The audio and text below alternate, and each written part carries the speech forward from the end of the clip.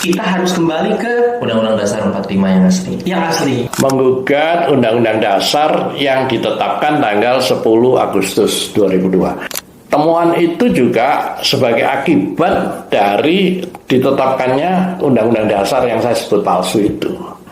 Musuh-musuh kita, lawan-lawan kita menyadari bahwa kalau diajak nekat pasti menang. Tidak pernah kalah, bangsa kita tidak pernah kalah kalau diajak berantem itu. Iya. Dicarilah pola lain. Ya. Itu yang disebut dengan perang asimetris. Iya. Perang tanpa senjata. Dilakukanlah itu. Teori itu mulai diintervensi. Mulai direkrutlah anak-anak bangsa yang bermental pengkhianat.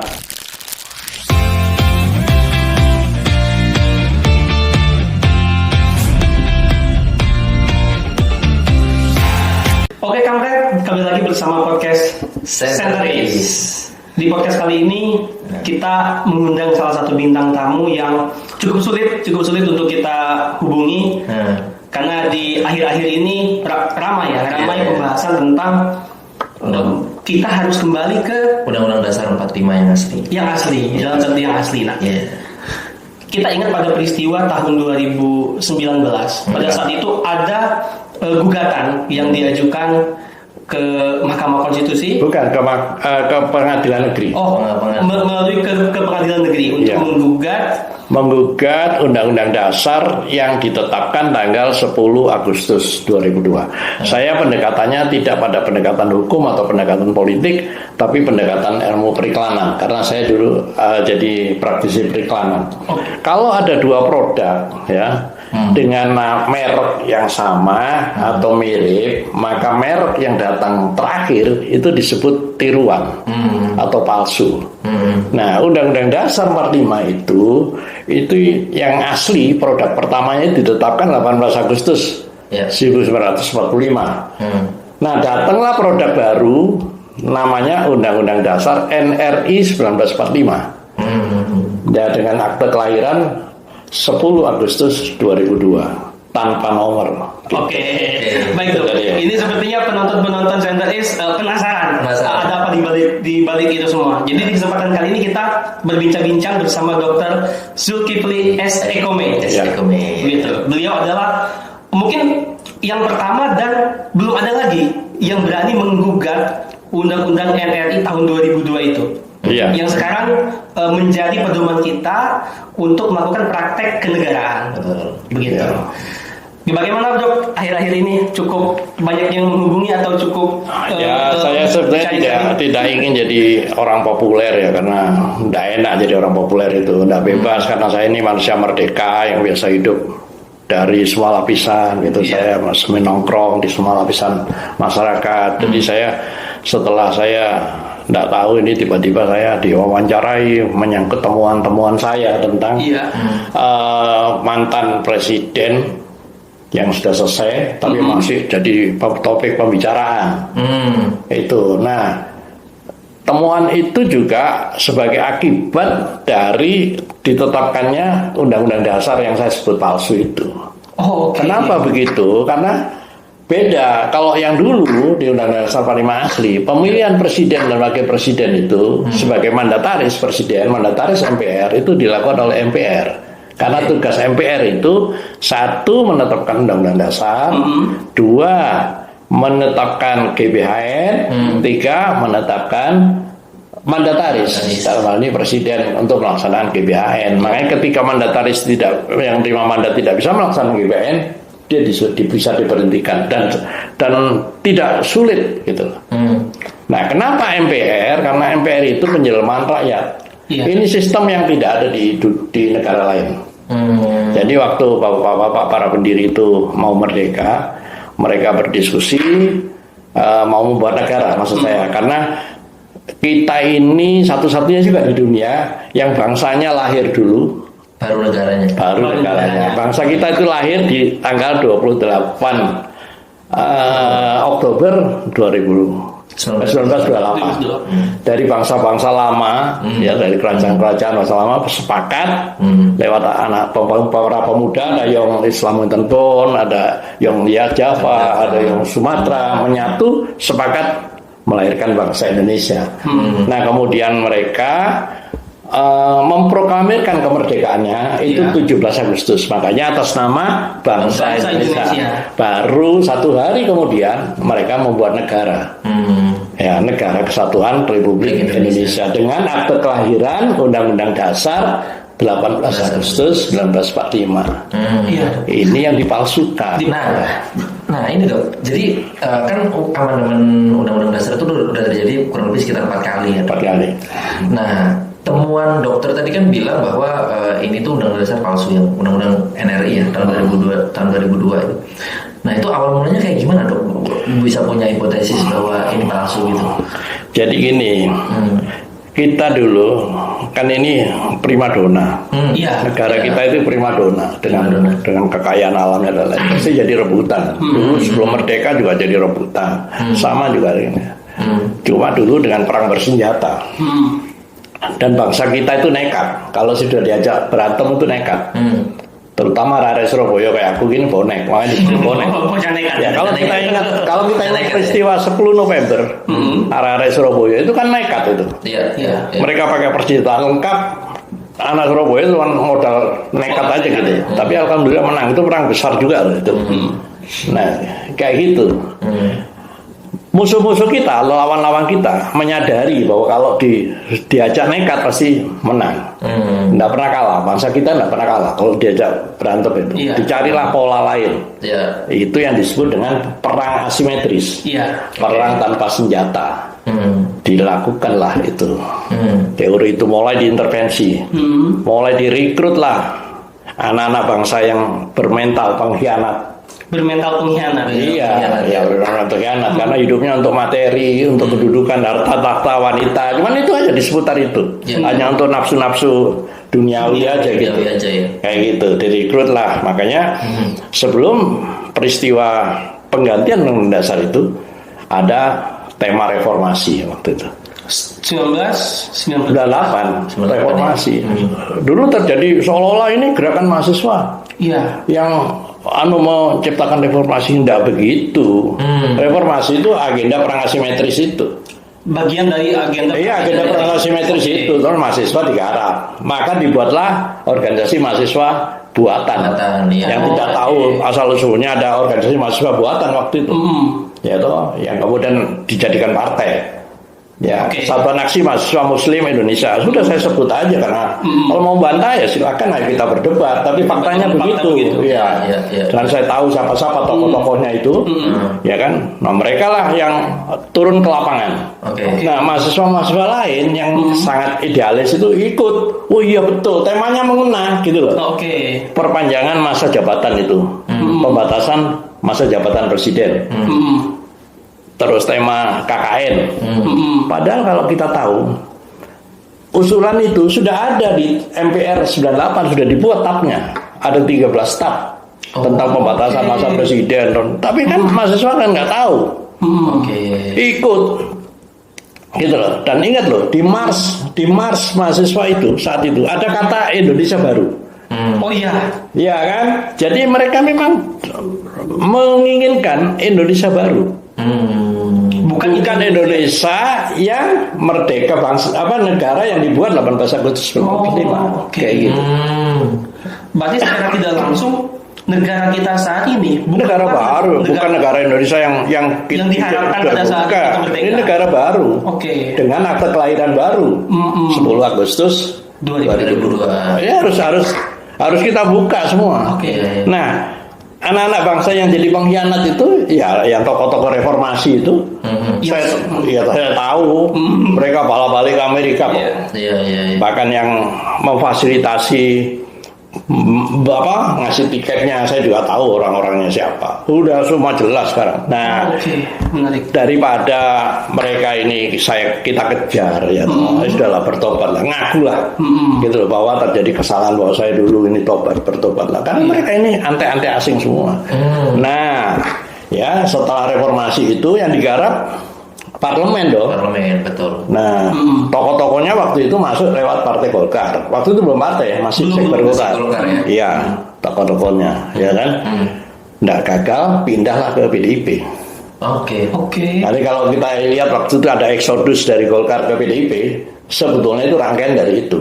Itu yang di parlemen. Dan mereka kita duduk di dalam MPR 99 2004 ya waktu itu kan 5 tahun ya 2004. Itu mereka duduk di panitia ad hoc 1. Yang mengganti undang-undang ini panitia ad hoc 1. Panitia ad hoc 1. Panitia ad hoc 1. Dan sekarang mereka masih berkumpul mereka ini untuk ngawal penggantian undang-undang dasar ini, dikawal. Mereka punya difasilitasi oleh Mahkamah Konstitusi. Forum Konstitusi namanya. Para pelaku-pelaku ini masih ada di situ, berkumpul mereka. Nah, itulah makanya kita harus melihat bahwa ini kan banyak ada pepatah mengatakan kejahatan yang terorganisir pasti menang melawan kebaikan yang tidak terorganisir. Nah, kita selama ini tidak terorganisir. Kenapa? Diadu domba. Kita ini diadu domba. Apalagi dibuatlah produk dari undang-undang dasar palsu itu adalah pilpres langsung, pilkada langsung. Itu ada salah satu teknik adu domba. Oke.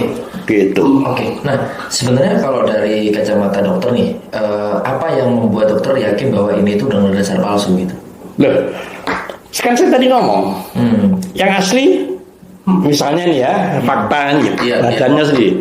Yang asli 16 bab. Iya. Oke. Yang tiruan juga 16 bab, seolah-olah. Tapi kalau kita teliti cuma 15 bab. Karena bab 4-nya kosong. Kayak gitu. Mestinya kalau di dalam tata urutan hukum itu, kalau ada bab kosong, bab bawahnya naik dong. Ini tidak dibiarkan kosong, supaya tetap kesannya 16 bab. Oke. Terus 37 pasal. Seolah-olah sama 37 pasal. Padahal tidak ada begitu. Karena lebih dari 100 pasal itu. Karena ada pasal 20A, 20B, 20C. Oh iya. Itu manipulasi. Ini pembohongan konstitusional. Oke, Dok. Sebenarnya saya juga bisa menarik statement dari Cak Dokter, Dokter begitu. Cak Dokter yang ada dari Surabaya, Cak Dokter begitu. Kalau undang-undang dasar sekarang ini adalah undang-undang yang palsu. Dari statement itu ada statement nama undang-undangnya, Undang-Undang Dasar NRI 1945. Kan mirip namanya. Kan kita Undang-Undang Dasar 45. Iya. Kita Undang-Undang Dasar NRI 1945. Iya, Dok. Nah, dari nama itu kan sebenarnya kita bisa melihat semangat. Kalau NKRI itu adalah ada semangat kesatuan di situ. Iya. Nah, ini semangat kesatuannya hilang. Begitu, berarti inspirasinya bukanlah akal dasar inspirasi bangsa-bangsa yang merdeka pada saat itu. Iya. Dan ada inspirasi lain yang. Dan tadi kan saya sebut ada orang yang di parlemen. Di luar parlemen juga ada LSM yang dibiayai oleh Amerika waktu itu bergabung membentuk koalisi Ornov untuk konstitusi baru. Konstitusi baru artinya mereka punya niat jahat membuat konstitusi baru memang. Tapi dibuat mirip karena tidak berani pakai nama baru. Itu yang saya gugat. Kalau mereka berani ngomong kok dulu ada undang-undang dasar RIS, ada undang-undang dasar sementara 50. Iya. Berarti generasi yang dulu lebih pemberani daripada ini banci nih. Iya, bersembunyi. Gitu. Dan sistem bernegaranya juga banci. Banci akhirnya. Misalnya dia dikatakan presidensial, tapi semua pejabat eksekutif di bawah presiden itu di fit and proper di legislatif, ya kan? Iya. Dia mengatakan negara kesatuan, tapi ada Dewan Perwakilan Daerah. Ya, ini semi federal. Iya. Ya kan? Dia mengatakan negara hukum, tapi realitanya negara berdasar kekuasaan. Ya, ingat kan banyak manipulasi manusia. Jadi ini banci, makanya saya tantang. Kalau berani saya gugat gitu 18 supaya muncul, nggak berani datang.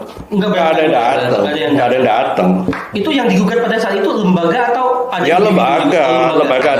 lembaga yang memakai undang-undang dasar palsu itu. Karena mereka harus tahu, saya sumpah TNI, ya sumpah TNI itu kan setiap ada Pancasila dan Undang-Undang Dasar 45. Ya. Ini bukan Dasar 45. Jadi sebetulnya TNI-nya sudah melanggar sumpahnya juga loh. Ketika mengikuti. Iya, mengikuti aturan di sini kan iya kan, kan gitu logikanya. Tapi kan penikmat, saya sebut penikmat, karena mereka merasa nikmat dengan terutama partai-partai politik, menikmati betul dengan Undang-Undang Dasar palsu ini. Kenapa? Karena mereka sekarang memegang kedaulatan. Kalau dulu kedaulatan di tangan rakyat, sekarang kedaulatan di tangan partai politik. Ya. Dan parcok. Iya. partai politik. Partai politik. Dan itu contohnya ini ya, pemilihan kepala daerah tingkat 2, bupati, wali kota. Harus rekomendasi ketua umum partai loh. Iya. Ketua umum DPP partai. Oke. Padahal ini tingkat daerah. Biar kamu sudah muscap menentukan pilihan seperti yang kasus di Solo. Kalau rekomendasi ketua umum partai pada ini yang katanya anak haram ini ada di wali kota itu kan karena itu. Oh, oke. Iya dong. Padahal musyawarah cabangnya menentukan orang lain. Terus kalau ada yang ngomong ini karena undang-undang dasar baru ini kita menjadi negara demokrasi terbesar, tai kucing. Buktinya semua di ketua umum partai kok menentukan. Kedaulatan ada di tangan ketua umum partai. Jadi kita negara ini nasib kedepannya ditentukan oleh ketua umum partai, oleh yang di parlemen sekarang 8 ketua umum partai, dan itu gampang sekali. Dibeli gampang. Dan kita tahu semua terlibat kok. Iya dong. Saya sebut siapa ketua umum partai yang tidak terlibat korupsi? Baik terbuka ada kasusnya. Kasusnya BLBI ada. Rilis yang dicat, emangnya gampang digratisin gitu aja, ya nggak mungkin lah. Kalau mantan presiden tuh Susilo Bambang itu semua terlibat, tak ada kasusnya, cuman inilah konspirasi lah, penegak hukum diatur semua, ya toh, bagi-bagi, ya kan dulu ada orang dari Sumatera Barat bilang kalian boleh mencuri asal tidak ketahuan, katanya gitu kan. Kamu boleh korupsi asal dibagi rata. Itu kasusnya kan. Itu. Berarti kalau kemarin kita aktivis mahasiswa protes, kita tidak boleh dikuasai oleh oligarki dalam konteks ekonomi. Kalau tadi statement dokter bilang ternyata negara kita cukup ditutup oleh 8 orang. Iya, makanya saya bilang ini kalau yang sadar, terutama anak-anak muda kayak kalian, harus merebut kembali kemerdekaan. Ini kita sudah dijajah kembali dengan perang asimetris itu. Kita terjajah kembali. Mana ya namanya kemerdekaan? Nggak ada. Kalau kita boleh agak ekstrim, berarti negara bangsa kita dijajah oleh negara baru ini loh. Iya memang. Itu kata Soekarno berarti. Memang begitu. Negara baru ini. Negara baru memang, dan memang disiapkan jadi negara baru yang beda dengan negara lama yang dibentuk 18 Agustus 1945. Jadi nanti 17 Agustus ini, 18 Agustus ini kemerdekaan diselamati, kemerdekaan bangsa.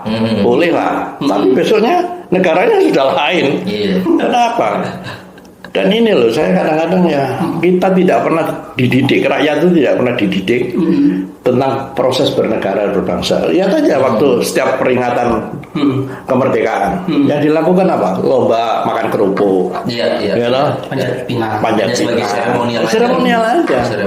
Padahal kan ketua-ketua RT itu harus mulai mengkampanyekan bahwa kita negara yang merdeka, negara yang berdaulat, ya toh, kan gitu. Bukannya dok, salah satu semangat reformasi kalau kita tidak salah dari para senior kita dulu adalah ingin lebih banyak partisipasi dari masyarakat, dari rakyat. Nyatanya? Iya, nyatanya yang penting hanya 5 tahun sekali. Itu pun kan dibeli. Iya. Kalau pemilihan presiden seperti undang-undang dasar yang asli, itu kan di MPR.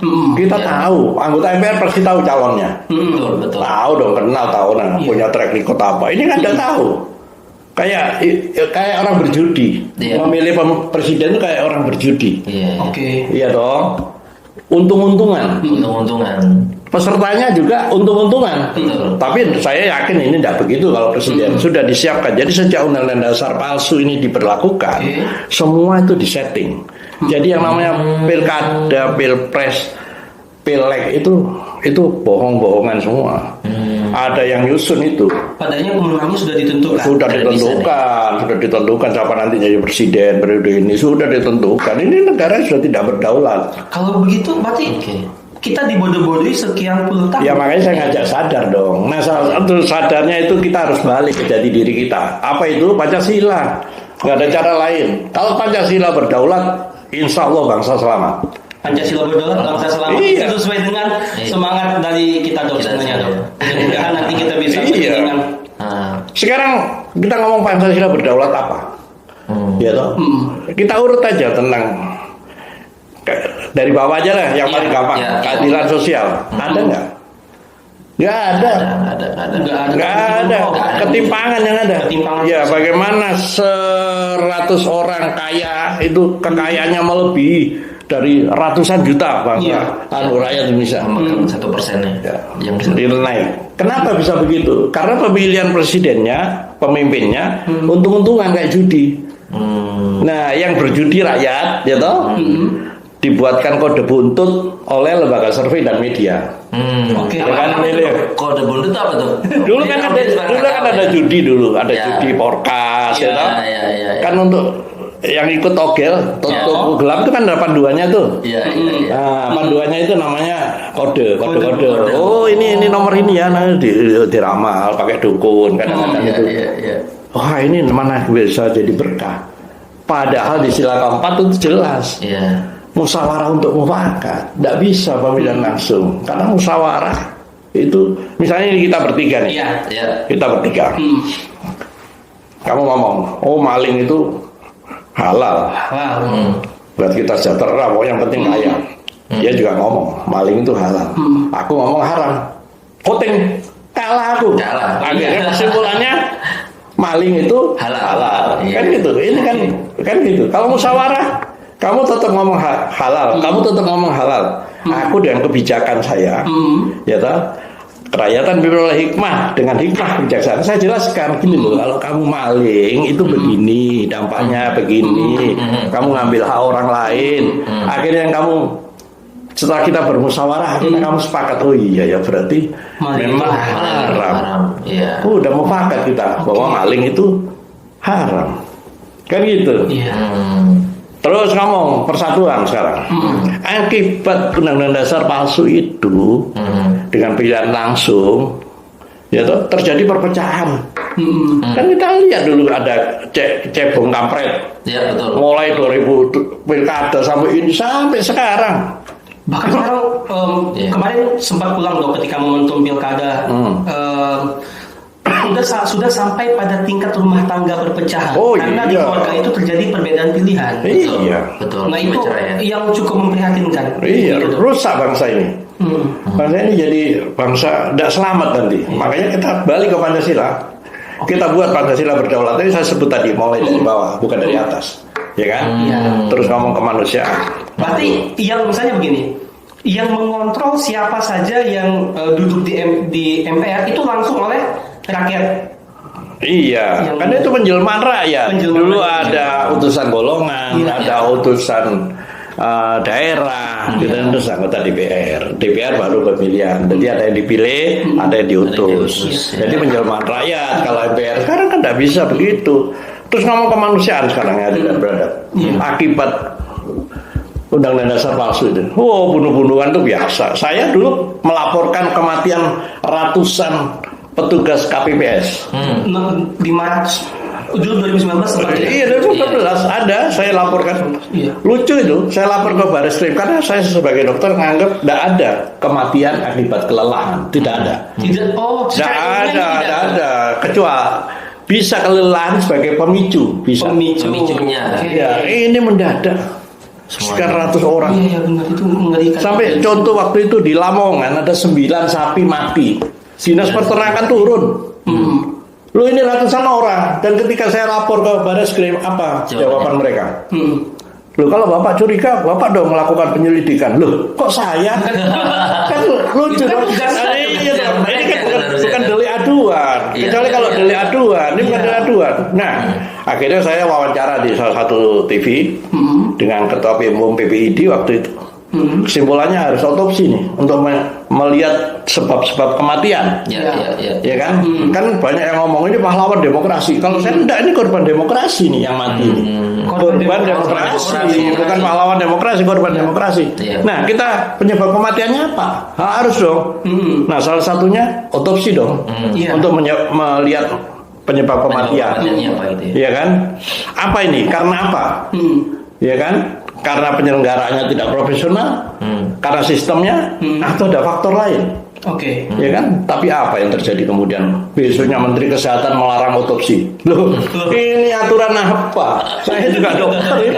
Iya, ini waduh, kita ini selama ini dibodoh-bodohin, tapi kita tidak sadar. Karena apa? Tidak banyak yang mengungkap, tidak berani mengungkap, karena dibungkam.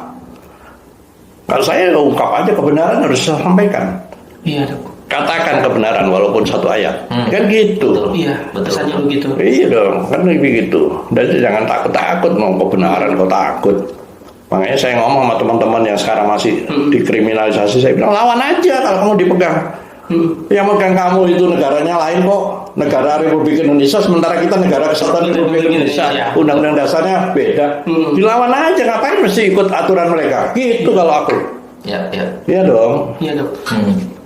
Akhir-akhir ini, Dok, pembicaraan tentang kembali ke Undang-Undang Dasar 1945 yang asli berdasarkan dekret Presiden 1959 ini cukup ramai. Salah satunya kemarin kita membaca di media telah terjadi simposium, pelaksana simposium di Universitas Jayabaya di minggu kemarin, di hari Selasa kalau saya tidak salah. Nah, itu cukup menarik, Dok. Ada 5 poin yang menjadi highlight dan juga menjadi statement. Mungkin aku perlu agak membenar sedikit ya revisinya itu simposium kembali ke Pancasila dan simposium kembali ke Pancasila dan dasar 1945. Jadi ada Pancasila. Jadi itu satu rangkaian. Kalau dulu dikatakan loro-loro ning tunggal. Jadi tidak bisa dipisah. Karena Pancasila meskipun kata Pancasila tidak tertulis dalam pembukaan, tapi ada di pembukaan. Betul. Iya. Gitu. Poin-poinnya. Iya. Nah, pasal-pasalnya ini sebetulnya turunan daripada Pancasila yang ada di pembukaan, harusnya begitu. Betul. Kalau sekarang nggak nyambung yang dasar baru udah nyambung. Ini hanya untuk kamuflase aja ada Pancasila di situ. Sebenarnya pada tindakannya enggak. Terus apa? Kenapa? Nah, jadi gini, Dok, di simposium itu salah satu narasumbernya kan Patri ya, sebagai Patri Sutrisno. Dan beliau menyampaikan kurang lebih sekitar ada 5 poin utama gitu ya. Nah, mungkin aku bacain aja ini. Bacain aja ya. Jadi poin pertama itu terkait soal amandemen Undang-Undang Dasar 1945 sebanyak 4 kali. Yang menghasilkan Undang-Undang NRI 2002, kerap disebut sebagai Undang-Undang 2002 dilakukan bukan dalam suasana parlemen yang sehat. Ini menunjukkan amandemen itu berlangsung dalam suasana kebatilan, bukan dalam suasana kebatinan. Nah, menurut dokter kayak gimana, Dok? Ini? Ya memang tidak sehat. Banyak kesaksian anggota-anggota DPR saat itu. Ya tahun September dilantik, Oktober itu sudah ada draft yang harus, dan mereka tidak ikut terlibat. Yang terlibat ya panitia ad hoc 1 tadi. Dengan materi yang disiapkan oleh National Democratic Institute yang dipimpin oleh Madeleine Albright. Gitu. Nah, terus dia punya proksi namanya Setro. Center for Electoral Reform. Electoral Reform ya. Terus salah satu komisionernya masuk ke komisioner KPU. Berarti ini yang dirancang nih untuk mengawal pemilihan presiden langsung. Dan dia yang tanda tangan dengan Australia untuk perjanjian digitalisasi hasil pemilu. Ya kan? Padahal ada ketuanya, ketua KPU-nya nggak dilibatkan. Makanya ketika ketua KPU pengen melakukan penyelidikan, waktu itu meninggal. Dia tidak tahu kebetulan apa enggak, tapi waktu dia melakukan statement bahwa akan terjadi ini meninggal. Jadi itu, apalagi. Nah, ini poin kedua ini menarik nih, Dok. Dekret Presiden 5 Juli 1959 masih berlaku dan dalam sejarahnya berhasil menyelamatkan bangsa dari perpecahan. Karena itu Undang-Undang 1945 yang ditetapkan pada 18 Agustus 1945 masih berlaku. Ini maksudnya dekret Presiden 5 Juli masih berlaku, ini gimana, Dok? Karena memang ini kan sebagai kepres tidak pernah dicabut. Tidak pernah dicabut ini. Jadi inilah Undang-Undang Dasar 1845 itu dikuatkan dengan ini dekret Presiden 5 Juli 59. Tidak pernah dicabut ini. Jadi sebetulnya ada 2 undang-undang dong. Kan de jure ini masih ada. De facto yang palsu ini diberlakukan. Jadi kalau saya boleh mengajak anak muda seperti kalian, itu tadi makanya saya bilang kalau kamu ditangkap, dikriminalisasi, melawan aja. Saya pakai undang-undang dasar yang asli. Ya kamu kan undang dasar yang palsu, nggak berhak dong kamu menangkap saya. Saya tetap bangsa Indonesia. Kita sebangsa tapi aturannya beda. Kenapa nggak boleh ngomong gitu? Ayo, boleh dong. Makanya dekret ini kalau berlaku, gitu. Tinggal penguatan aja dari yang sekarang misalnya penguasa sekarang nih ngomong diperkuat aja dekret ini. Selesai udah urusannya. Nggak perlu buat dekret baru, ngapain? Karena masih berlaku. Iya, karena masih berlaku. Tahapnya belum ada untuk membatalkan dekret itu. Nggak ada. Tadi undang-undang dasar yang saya sebut palsu itu pakai tab tanpa nomor. Tanpa nomor. Jadi tidak ada produk hukum tanpa nomor. Iya. Nah, harus dong KTP aja pakai nomor kok. Iya. Tapi ini nggak pakai nomor. Tanggal 10 Agustus 2002. Tanpa nomor. Dan kalimatnya manipulatif, coba ya. Aku sampai apal. Karena ini saya jadikan alat bukti gugatanku. Undang-Undang Dasar Negara Republik Indonesia 1945 sebagaimana telah dirubah dengan perubahan pertama, kedua, ketiga dan perubahan keempat ini adalah Undang-Undang Dasar Negara Republik Indonesia yang ditetapkan 18 Agustus 1945 dan diperkuat oleh Dekret Presiden 5 Juli 1959.